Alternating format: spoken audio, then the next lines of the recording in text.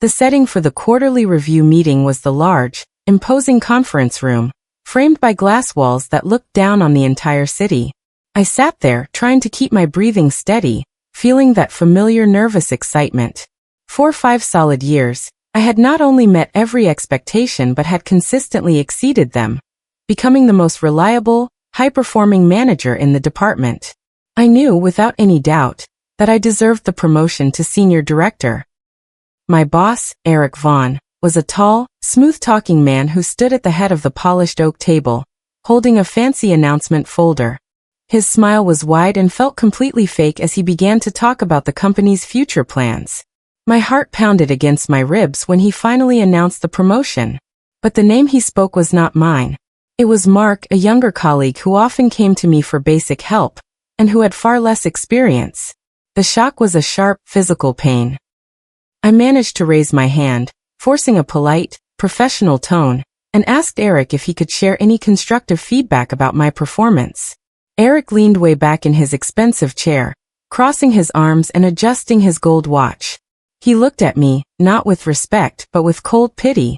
"You're a phenomenal worker, Cynthia," he announced, his voice loud enough for the entire team to hear every word. "But this senior director role requires unwavering, unpredictable commitment. With your situation as a single mother, we need someone who can be fully present without distraction. It's just a strategic decision, nothing personal." The silence that followed was suffocating, and I felt the heat of humiliation spread all over my face. His words, "your situation," felt like a brand.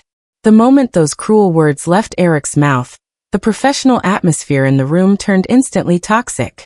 I could feel the coldness radiating from everyone. My co-workers, who moments before had been laughing, suddenly avoided my gaze completely, staring intently at the floor, their notebooks, or anywhere but at me. They were afraid of being associated with my sudden public humiliation. Mark, the new senior director, looked absolutely miserable, offering a stammering, awkward thank you to the silent team before gathering his papers quickly. Eric, satisfied with his cruel performance, began to pack up his sleek leather briefcase with unnerving slowness. As he passed my chair, he stopped briefly and leaned down, his breath close to my ear. "Don't take it personally, Cynthia," he repeated, his voice dangerously low. "This is a business that demands everything. You simply can't give that." I sat there, utterly paralyzed, long after the last person had scurried out the door. The sound of his words, "your situation," and the insults fully present, were ringing in my mind. 5 years of working through my daughter's bedtime, delivering flawless results, and sacrificing my weekends suddenly felt pointless.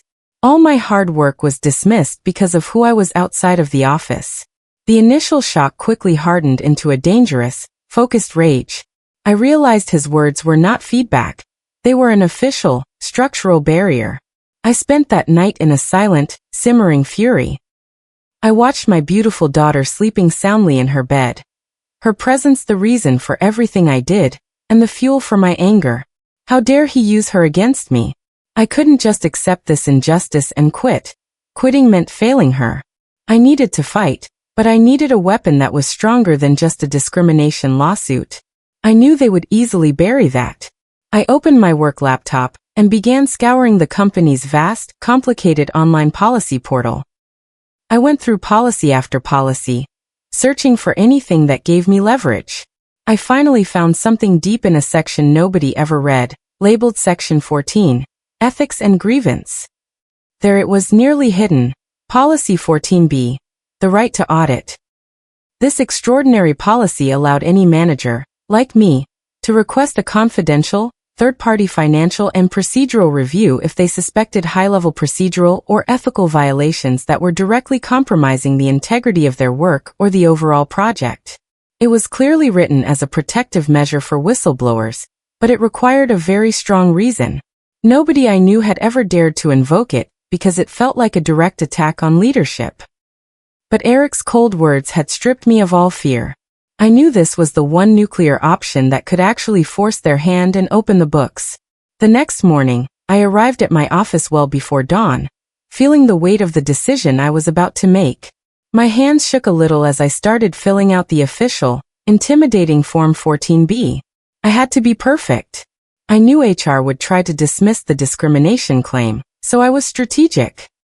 I made sure to include Eric's exact, public, damning quote about my situation as the evidence of discrimination. But more importantly, I added the professional, undeniable claim. Suspected procedural irregularities impacting project integrity. This technical violation was the necessary smokescreen to force the company's legal and finance teams to act. I completed the form, printed it, and sent it immediately via registered mail to both the HR and legal department heads, ensuring there was an undeniable paper trail. I only shared my action with one person, Naomi, a colleague in finance who I trusted completely. When I told Naomi what I had done, her eyes went wide with shock, but then a slow, knowing smile spread across her face. "Cynthia," she whispered, "you just pressed the big red button. Be careful." I felt a mix of immense dread and powerful, righteous resolve. The fight was now officially out in the open, and there was no turning back. Days after I formally filed the audit request, the retaliation started, subtle at first, then quickly becoming sophisticated. I was deep in preparation for a massive, high-stakes client presentation, a project that was critical to the division's quarterly success. When I opened my most important project folder, I found a disaster. Several key project timeline files were corrupted, displaying strange error codes. Worse, the detailed, agreed-upon vendor quotes had been mysteriously altered. The subtle changes resulted in significantly higher prices for raw materials and services, making my entire, carefully constructed budget proposal look inflated and completely unrealistic. This wasn't a simple mistake. I immediately checked the digital access logs, but they showed nothing suspicious. No unauthorized logins. The changes appeared to have been made by someone with deeply embedded system privileges. I realized with a painful, cold certainty that Eric wasn't just a simple, biased manager. He was actively, ruthlessly engineering my professional downfall. He was manufacturing critical errors in my projects so he could use the performance improvement plan process to fire me legally for incompetence. It was a sophisticated, dangerous game I was now playing, and the stakes had just become life or death for my career. Less than a week after I filed the formal request, the external auditor, David Chun, finally arrived. He was a sharp, observant professional, dressed in a crisp suit, and his intelligent eyes missed absolutely nothing. He immediately secured a private, small conference room for our first meeting. I began by calmly outlining the public humiliation, quoting Eric's exact, insulting words about my situation. Then I shifted to the professional evidence. The corrupted files, the altered vendor quotes, and the sudden, manufactured budget inflation. David listened patiently, his face completely neutral, taking detailed notes on a small, neat pad. When I finished, the silence stretched out. He finally looked up, his gaze direct and penetrating. He asked a chilling question that hinted at a much larger context. Has Director Vaughn ever displayed personal animosity toward you that seems, Cynthia, to go beyond typical professional disagreement? Something that feels targeted or deeply personal? The question settled heavily in the air, confirming my deepest fear. Eric's actions were not just general prejudice. David Chun suspected he was looking at a long-running, malicious pattern of abuse. I knew I couldn't beat Eric's deep-level digital power structure without serious help. My loyal friend Naomi, seeing the danger, quickly connected me with Ben, a quiet, almost invisible IT administrator who worked the graveyard shift, maintaining the complex servers while everyone else slept. Over a quick, tense coffee outside the office, I carefully explained the pattern of digital sabotage I was facing. Ben, a cautious man, immediately confessed something strange. He told me Eric had forced him years ago to install specialized, expensive privacy software on his own personal work computer, an extremely unusual move for an executive. This was a clear red flag. Ben, understanding the gravity of the situation, cautiously agreed to become my internal digital lifeline. He promised to set up secret system flags to monitor any sudden, high-level access attempts or unusual system activities on my project files, promising to alert me immediately if he saw Eric's digital shadow anywhere near my work. He was a vital, invisible ally in the complex, hidden war being fought in the company's servers. David Chun and his team were methodical and incredibly efficient. They quickly moved past the messy discrimination claims and dove deep into the financial procedural irregularities. They focused their audit on the division's complex ledgers, tracing every single expense and transaction. It didn't take them long to find deeply suspicious anomalies. Numerous duplicate invoice numbers for identical services, massive payments to completely phantom consultant companies, and large, unexplained expense reports that lacked proper justification. They meticulously traced all these suspicious, high-level transactions back to one single source. A deep shadow subdepartment budget that was completely under Eric's sole, personal control. The budget was hidden in the books under the vague, innocent-sounding code name, Project Sentinel. Its stated, official purpose was ridiculously unspecific. Something about future-proofing strategic outreach. It was undeniable that Eric had been diverting huge amounts of company funds into this secret account for years. The audit had completely transformed. It was no longer about my promotion. It was about uncovering a massive, serious financial fraud scheme. Ben, my digital ally, provided the next piece of terrifying evidence.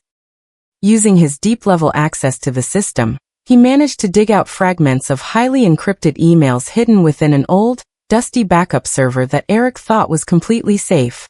These recovered emails were exchanged directly between Eric and a high-ranking vice president at Crane Solutions, which was our company's main, ruthless competitor. The fragments were chilling and undeniable. They discussed specific asset transfer timelines and clear plans for softening the market position of our entire division over the next few months, clearly setting us up for a hostile takeover. The pieces of the dark puzzle clicked into place with horrifying clarity. Eric wasn't just stealing money for himself. He was actively, treasonously selling our division's core assets to the enemy. The man who had publicly questioned my loyalty and commitment, because I was a mother, was the very traitor destroying the company from the inside. His bias was just a convenient distraction from his criminal plot. The deep, relentless audit trail demanded more and more history. David Chen's team, following standard procedure, requested archival personnel files for all department heads who had been with the company for a long time. It was a completely routine request for deep background checking. An exhausted, careless junior auditor mistakenly included a decades-old, scanned university file from Eric's early career in the huge document batch sent to me for necessary review. I was quickly reviewing the list when a single, unexpected name on one of the archived documents stopped my heart. It was my mother's maiden name, listed on an old university harassment complaint from years ago. The named respondent was a young, powerful Eric Vaughn. My entire body went cold, and my hands started to tremble violently as I stared at the screen, struggling to breathe. The file was old and complex, but the names, the dates, and the painful connection were horrifyingly clear. I devoured the entire, devastating university document in a state of absolute, sickened shock.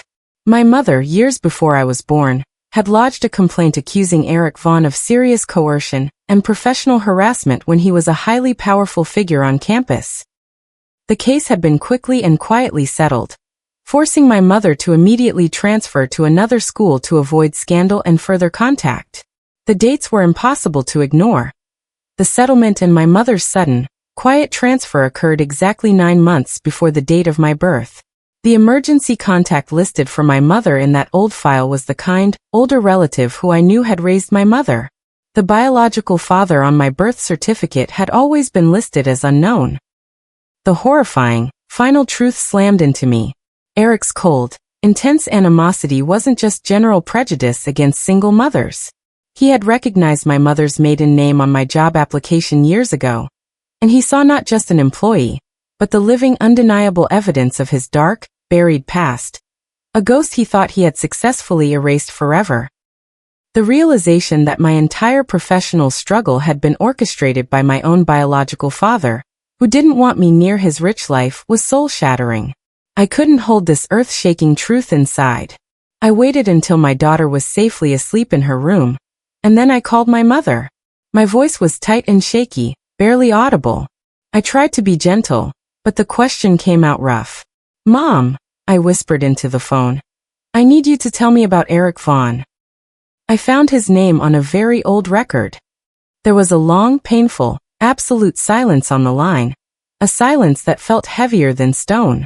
Then my mother's voice returned, strained and full of tears. How did you ever find that name, Cynthia? I buried it so deep. She confirmed the entire, painful story. The harassment, the fear, and the coercion. She confirmed that Eric had never known about the pregnancy.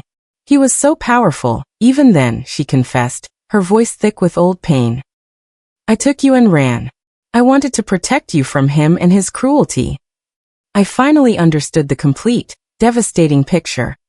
Eric's actions were a continuous, decades-long cover-up. He hadn't just recognized my name. He saw a dangerous, living consequence that threatened to expose his entire life and legacy. His refusal to promote me was simply his final, desperate move to keep me far away from his true power.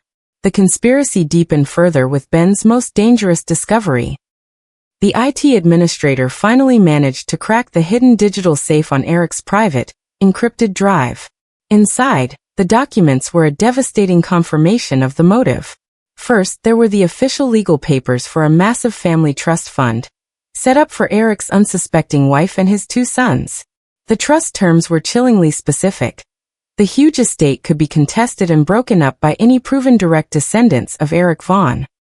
Second, right next to the trust documents, was a private lab's paternity report, dated 2 years prior. The conclusion was horrifyingly clear. Greater than 99.99% probability of paternity for subject C, which was me, Cynthia. Eric had secretly known that I was his daughter for at least 2 years. His professional attack, the denial of my promotion and the ongoing sabotage, was motivated by pure, ruthless greed and self-preservation.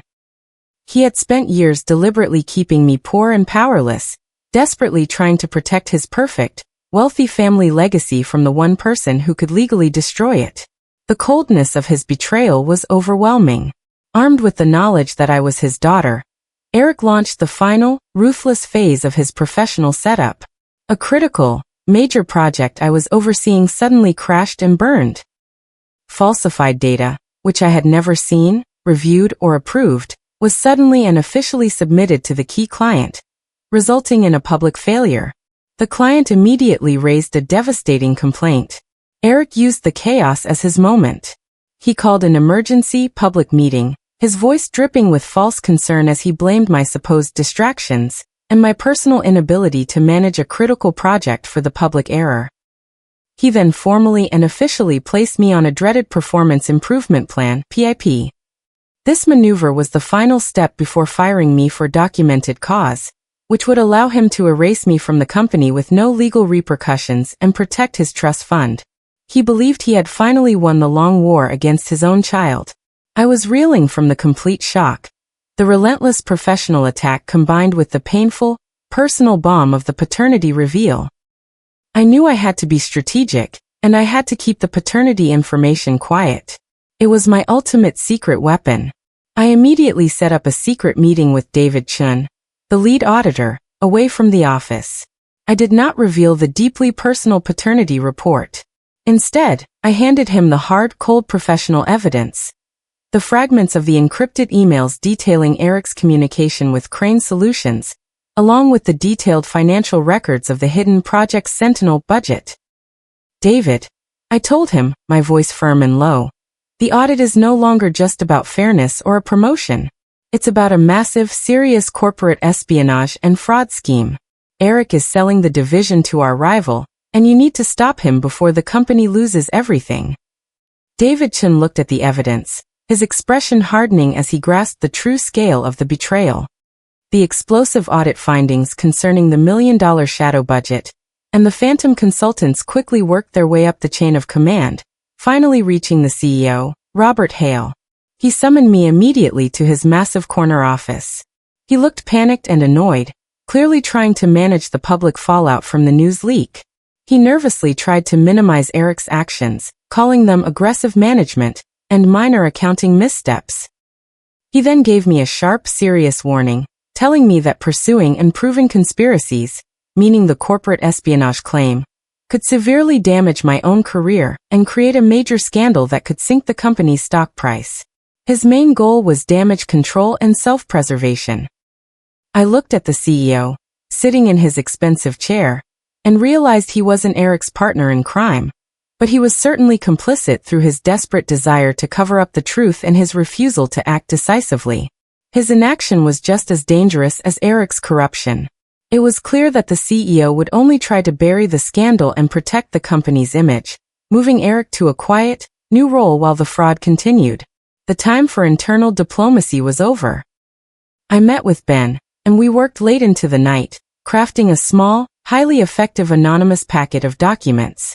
We included the undeniable financial evidence of the Project Sentinel overbillings and the clear documentation of the million-dollar fraud. We consciously withheld the deeply sensitive Crane Solutions emails, saving that evidence for the final, ultimate confrontation. Using an untraceable network, we sent the complete packet directly to the chief investigative reporter at the New York Times who specialized in corporate finance. It was a calculated, desperate throw of the dice, but it was the only way to publicly expose Eric's financial crimes and force the powerful board of directors to finally intervene. The consequences of the leak were immediate and utterly devastating. The very next morning, the headline screamed on the front page of the business section. Internal audit uncovers million-dollar shadow budget at tech firm. Executive mismanagement cited. The news immediately paralyzed the company. The stock price dropped sharply, and the powerful board of directors descended into complete, utter panic. Eric was completely blindsided by the public exposure. He frantically tried to publicly blame the whole disaster on small, innocent, accounting department errors, but no one believed him. The CEO, Robert Hale, was forced to make a public statement, immediately announcing a full and transparent internal review. For the first time, Eric's perfect, arrogant facade completely cracked. He looked terrified, cornered, and deeply vulnerable, realizing that his power was rapidly dissolving beneath his feet. With the company in absolute crisis, CEO Robert Hale was forced to find a quick solution to stabilize the bleeding. He immediately offered me the newly created interim director role. The assignment was clear. Clean up this financial mess and quickly restore investor confidence. I knew exactly what it was, the ultimate glass cliff, a temporary, high-risk position where I was set up to fail. I accepted the offer instantly, but only on one non-negotiable condition. I demanded full and complete authority to implement all of David Chen's audit recommendations, and the complete power to hire, fire, and restructure my entire team without any oversight. Hale, desperate to save his own reputation and the company's stock value, had no choice but to agree to every single one of my terms. My first full day as the interim director was a complete exercise in power. My first act was to formally hire Ben, my quiet, loyal digital ally, as my new chief of digital integrity, giving him the authority he needed to secure the entire network and finally take down Eric's systems. My second act was a clean, swift execution. I called Mark, the man who had been promoted over me, into my new office and immediately fired him. I presented clear, undeniable evidence of his complicity in the previous data falsification, proving he was nothing more than Eric's willing accomplice. The office was in utter shock. Power had completely shifted. I was no longer the quiet single mother working in a small office. I was the director, the one holding all the power and demanding professional accountability. Eric, stripped of his entire department and his power base, was still technically an employee, volatile and dangerous. He cornered me late one afternoon in my large, new director's office, his face swollen with uncontrolled rage and fear. "You have absolutely no idea what you're playing with, Cynthia," he snarled, leaning close to my face. "You are going to completely ruin yourself trying to ruin me. This ends now." I remained perfectly calm, sitting upright behind the huge desk that was once his. I slowly opened my now-locked central desk drawer and pulled out a single, clear copy of the paternity report. I slid it across the polished desk toward him. His eyes fell on the report's header, confirming the DNA match. His face instantly drained of all color, turning a terrifying, sickly gray ash, and all the fight completely vanished from his eyes. "I know exactly what I'm playing with, Dad," I said, my voice quiet, clear and steady. The word hung in the air, final and devastating. I had him completely and utterly trapped. I laid out my 3 non-negotiable terms. First, he would immediately submit his full, signed resignation, citing vague immediate health reasons, to save the company the public embarrassment of a firing. Second, he would formally sign over his massive, vested stock options to me as a legal settlement for the years of professional discrimination. Third, and most crucial, he would provide a sworn, detailed affidavit, a complete confession, detailing the entire financial fraud scheme and the Crane Solutions conspiracy, which I needed to use as leverage with the CEO and the board to protect the company. In exchange for all this, I offered him one thing. I would keep the deeply personal paternity secret completely confidential, and the company would officially agree not to pursue any formal criminal charges for his fraud. He was ruined, but he would avoid prison and the destruction of his family's reputation. Cornered and desperate, Eric attempted one final, reckless, dramatic move to save his skin. He completely ignored my ultimatum and went directly to the CEO and the entire board of directors. He spun a twisted, bitter tale. He claimed I was nothing more than a disgruntled, unstable employee who was now actively blackmailing him with false, personal claims, a complete fabrication. He presented the altered project data he had manufactured as solid proof of my instability and my inability to handle the division's stress. He tried to portray himself as the victim of a vicious personal attack, desperately hoping the powerful board would side with the established man they knew, rather than the woman who had just exposed his deepest secrets. His gamble was to use their ingrained prejudices against me one last time. I was invited to the crucial, tense board meeting to give my defense. I walked into the room, composed and absolutely confident, and sat down at the table, facing the silent, powerful group of directors. I did not raise my voice, and I didn't engage in an argument. Instead, I calmly reached into my briefcase and played a short, simple, crystal-clear voice recording of Eric's emotional confrontation in my office. A recording that was completely legal in my state. The recording detailed his emotional distress and clearly confirmed the substance of the blackmail, implicitly referencing the paternity and the trust. The room instantly became deathly silent. Then, I presented the CEO with Eric's signed affidavit, the full legal confession detailing the entire Crane conspiracy. The choice before you today, I told the board, looking them all directly in the eye, is simple. You can accept his resignation and this clean legal confession, saving the company from a criminal trial that would reveal trade secret theft and cause a massive public scandal. Or, you can defend a traitor. My professional integrity is the only thing that remains to save this company from total collapse. The board immediately accepted Eric's resignation. The vote was unanimous. He was escorted from the building by security, his powerful career over, his defeat absolute. The signed affidavit was instantly used by the legal team to formally sever all ties with Crane Solutions and successfully recover a significant portion of the stolen funds, minimizing the company's public loss. Publicly, the company successfully spun the narrative. It was the story of a longtime executive's unfortunate financial mismanagement, which was thankfully uncovered by a heroic, internal audit led by the proactive new director, me. The explosive, deeply personal paternity secret was completely contained within the silent boardroom, just as I had promised. My strategic integrity had not only won the war, but had also allowed me to control the entire public narrative. With Eric gone and the major crisis stabilized, I was quickly and officially named the permanent director of the division. My first act was a complete, structural overhaul of the entire department. I promoted my fiercely loyal friend Naomi to a powerful senior leadership role. More importantly, I created and immediately implemented flexible, family-friendly work policies, the very policies I had needed for years but had been denied. I instituted core working hours, fully supported remote work options, and created a supportive, understanding culture. The morale among the employees immediately soared, and productivity quickly followed, making our division the most successful and efficient in the entire company.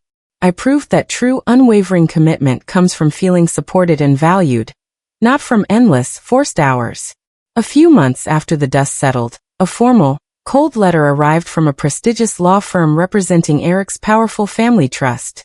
It offered a quiet, modest, one-time goodwill payment. In exchange for this payment, I was required to sign a legally binding document waiving any and all future claims to the large family estate. It was his final weak attempt to buy my silence and secure his son's inheritance. I accepted the check, confirming my acceptance of the money. But instead of signing the waiver, I donated the entire substantial amount, listing the donation officially in my mother's maiden name, to a powerful national charity that supported single mothers entering STEM fields and entrepreneurship. I then sent the official charity receipt, which showed the large donation amount, directly to Eric's home address. It was the final, clear message. I did not need his money, and I was using his shame to build a powerful future for other women like me. Using the substantial capital generated from the vested stock options that Eric was forced to sign over to me, I launched a new, powerful venture. I named the private investment firm, the Sentinel Fund, a deeply ironic, mocking nod to Eric's secret, corrupt shadow budget. This new fund was dedicated completely to investing in and providing early-stage funding for startups and businesses founded specifically by single parents, women, and other marginalized individuals who had historically been denied capital and opportunity in the old, biased corporate world.